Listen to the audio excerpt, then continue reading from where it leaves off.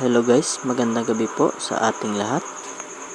Ngayong gabi po ay ituturo ko po ulit sa inyo kung paano po ako magturok ng hormone sa ating mga female breeders. Tara at umpisahan na po natin agad. At ito po yung hormone na ginagamit ko. Mabibili nyo po ito sa Shopee. At itong brand na ito ay medyo mura po sa ibang brand na makikita nyo sa Shopee.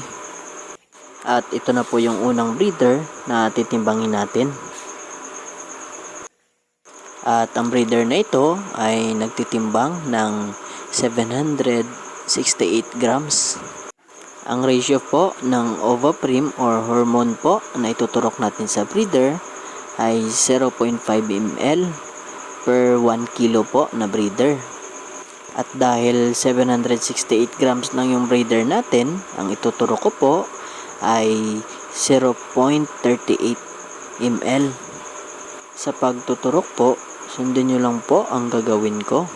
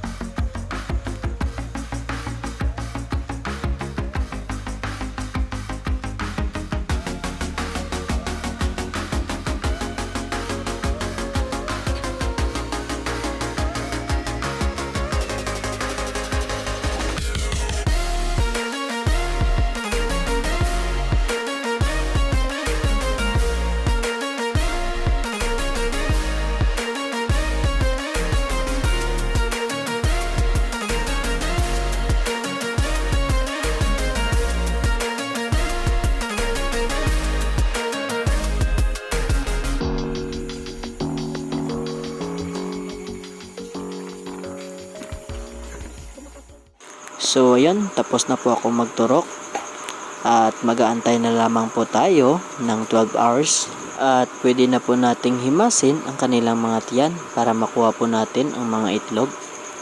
Yun lamang po at maraming salamat.